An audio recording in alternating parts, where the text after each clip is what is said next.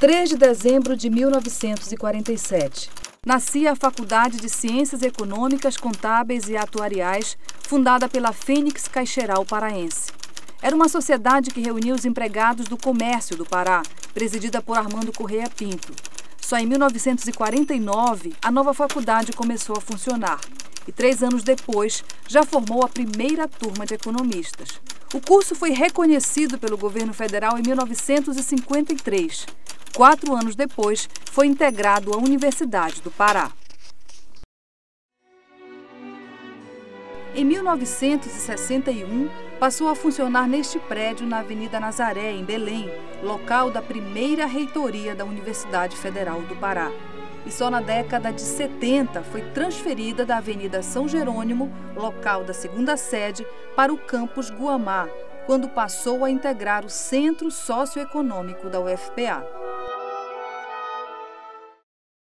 Em 65 anos de atividade, a Faculdade de Economia formou profissionais que tiveram um papel importante nas políticas de desenvolvimento da região e contribuíram ativamente na produção de conhecimento sobre a Amazônia.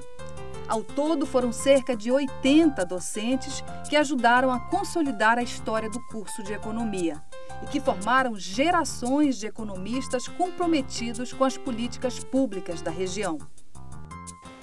Os economistas estiveram muito presentes na gestão pública, na região amazônica, nas instituições de fomento, a superintendência, Banco da Amazônia, então sempre muito presente. E essa vinculação, né, dessa formação da universidade, desse exercício profissional nessas agências de desenvolvimento, sempre possibilitou a criação de uma relação muito direta entre a universidade e essa gestão pública para o desenvolvimento. Dentre os professores que passaram pela faculdade, gente ilustre que ajudou a construir a história do pensamento econômico na Amazônia. Um deles foi o professor Armando Dias Mendes. Foi diretor da FACECOM e teve um papel importante na discussão do novo currículo do curso em décadas diferentes, em 1983 e em 2007. Foi pró-reitor e recebeu o título de doutor honoris causa da UFPA.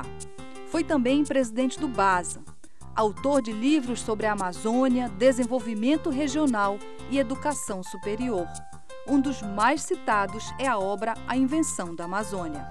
Ele era um acadêmico, mas um acadêmico extremamente engajado na transformação, na busca, na utopia pela transformação da realidade social da Amazônia.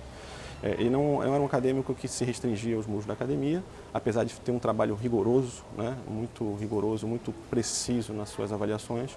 Os seus textos são muito bem escritos e fundamentados, mas ele tinha essa questão do engajamento, uma grande utopia, né?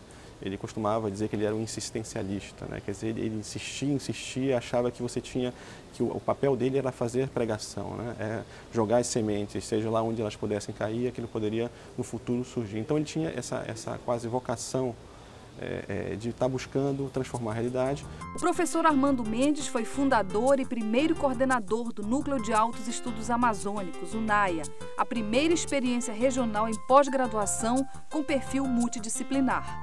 O aluno da primeira turma de especialistas em áreas amazônicas lembra do compromisso do professor com a região. Tudo que o professor Armando fazia, né, a gente não pode descrever a obra dele, que é imensa, né, corresponde a um trocadilho que a gente fazia com ele, né? As iniciais do professor Armando Mendes, ADM, Armando Dias Mendes. Então a gente dizia, Armando Dias Melhores para a Amazônia. Ele estava sempre pensando em equacionar o problema da Amazônia, que até hoje não foi reconhecida pelo país. Outra aluna da primeira turma do NAIA, a professora Edna Castro, também lembra de outro grande professor do curso de Economia, José Marcelino Monteiro da Costa. Foi o primeiro coordenador executivo do Núcleo de Altos Estudos Amazônicos e ficou no cargo durante 10 anos. Montou uma biblioteca que hoje é referência em assuntos amazônicos e fonte de pesquisa de mestres e doutores que estudam a temática regional. A ex-aluna e também ex-coordenadora do NAIA ressalta a importância do professor Marcelino na criação de um modelo interdisciplinar de ensino. O Marcelino estava bem consciente da condução desse modelo. Eu acho que ele fez um trabalho exemplar porque se perdurou por vários anos uma perspectiva, né, instigadora do conhecimento. O professor Marcelino foi chefe do Departamento de Economia Geral da UFPA e presidente do Conselho Regional de Economia. Também se destacou como consultor da ONU e da OEA. Seu foco eram os estudos sobre o planejamento do desenvolvimento. A professora Edna é enfática ao destacar a importância dele na busca de recursos para a pesquisa. O Marcelino foi fecundo, né, e insistente, né, na busca de financiamento de pesquisa. Nós temos financiamento da Fundação FOR, logo no início do NAIA, financiamento da Organização dos Estados Americanos, de instituições ligadas ao governo brasileiro, ligadas à CEPAL. Então, o NAIA, ele aparece, né, sob a gestão do Marcelino, ele aparece com essa abertura, né, abertura em direção a instituições congêneres. Então, isso realmente é inigualável, né, porque naquele momento a pós-graduação no Brasil ainda era nova, não é? E o NAIA, ele nasce com esse perfil já de uma instituição madura, dialogando com outras instituições, com grupos de pesquisa que começavam a emergir no Brasil interessados em Amazônia. O professor Henrique Ozaki também teve uma atuação importante na história do curso de Economia, onde atuou durante décadas. Foi mestre de várias gerações. A melhor pessoa que você tem para trabalhar, não incomoda de jeito nenhum. Calado, fala o mínimo possível, certo? E de uma produtividade excepcional. O professor e economista Wilton Brito trabalhou com Henrique Ozaki durante 60 anos. Juntos estiveram à frente do maior escritório de projetos da Amazônia em volume de trabalho. Um deles foi o Projeto Jari. Ele desenvolveu um dom natural que ele teve, sobretudo numa área que a Amazônia é pródiga, que é o problema do setor madeireiro. Ele começou a estudar os projetos madeireiros e, nesses projetos, ele começou a verificar que ele tinha condições de melhorar a condição dos produtores de equipamento. E ele fez isso, tanto na compra do equipamento que nós fizemos, nós fomos sócios da Bermasa, no Japão. O Japão aceitou integralmente as ideias dele e realmente trouxe esse equipamento aqui para a Bermasa e foi um sucesso absoluto.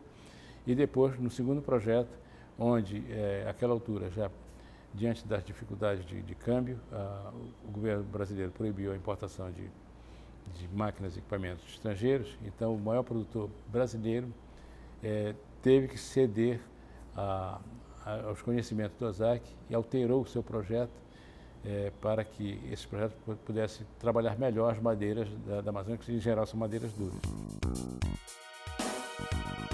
Um outro grande mestre do curso de Economia foi um modelo de professor. O modo do Roberto Santos ensinar a economia era um modo que, para mim, serviu de exemplo, porque ele jamais colocou os números à frente das pessoas. Ele sempre tratou dos modelos econômicos, da economia de modo geral, em relação às políticas públicas do país e em relação aos impactos que aquelas políticas tinham na sociedade. Então, ele era um professor holístico, era um pensador holístico. O advogado e juiz Roberto Santos foi professor de Economia e de Sociologia Jurídica na UFPA e tinha um jeito especial de ensinar. Roberto Santos era um professor completo. O que mais caracteriza o Roberto Santos como professor é o desprendimento dele e a bondade dele com os alunos. Quando eu falo em bondade, não é que ele não fosse rigoroso, ele era muitíssimo rigoroso como professor. Mas todos os alunos amavam o Roberto Santos, porque ele emprestava os livros, ele dava aulas extras, apesar de ser professor, apesar de ser juiz e ter os outros trabalhos de pesquisa, etc., ele se prontificava e quando o aluno estava com dificuldade, ele reunia com a gente, depois do expediente na Justiça do Trabalho, nós íamos para lá e ele dava aulas extras para nós, como se fossem aulas particulares para os alunos que estavam com dificuldade. Colocava todos os livros dele à disposição da gente. O professor Roberto Santos foi consultor da Constituinte em 87 e do Ministério do Trabalho. É considerado o primeiro historiador brasileiro da Amazônia. Na área da economia, seu livro mais conhecido é História Econômica da Amazônia. Deixou mais de 70 artigos publicados no Brasil e no exterior. E deixou também histórias inesquecíveis para quem conviveu de perto com ele. Em 1968, havia aquelas passeatas estudantis e tudo, porque o AI-5 ainda não tinha saído. Então, enquanto o AI-5 não tinha sido decretado, havia muitas passeatas de estudantes que eram apoiadas por intelectuais, jornalistas, etc. E nós vinhamos, Roberto Santos tinha um Fusca, e nós vinhamos no Fusca descendo a Generalíssimo, e a reitoria era na esquina da Generalíssimo com a governador José Malcher. E a multidão, os alunos todos estavam ali reunidos, eram milhares. E quando o carro tentou passar, não conseguiu. Os alunos começaram a bater no vidro, pensando que o Roberto Santos fosse o reitor. E eles estavam indignados. E eles batiam no vidro, batiam. Foi uma cena assustadora. Quando alguém gritou, ele não é o reitor, é o professor Roberto Santos.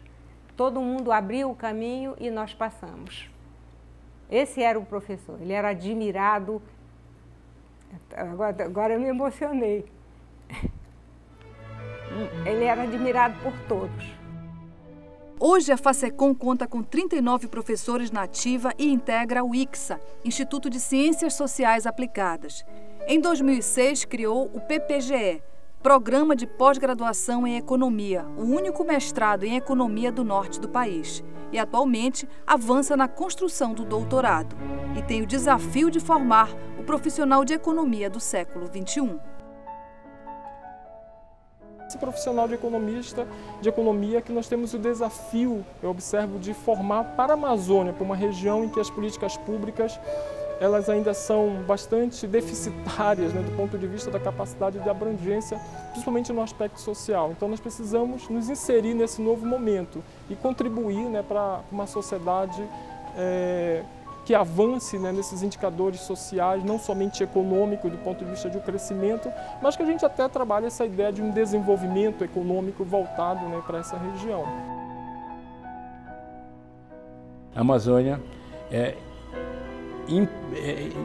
indissociável da condição de ter sempre um economista acompanhando os projetos. Porque nós somos, no caso paraense, nós somos uma região riquíssima, sobretudo na parte mineral, na parte madeireira, na parte agrícola, mas nós, por enquanto, nós somos simplesmente um produtor de matérias-primas. Nós precisamos urgentemente, isso, a participação do economista é indissociável, urgentemente alterar esses critérios de produção para verticalizar esses projetos, senão mais tarde para os nossos bisnetos, não para os nossos netos, mas para os nossos bisnetos, nós vamos deixar simplesmente aquilo que ficou no Amapá, apenas o buraco.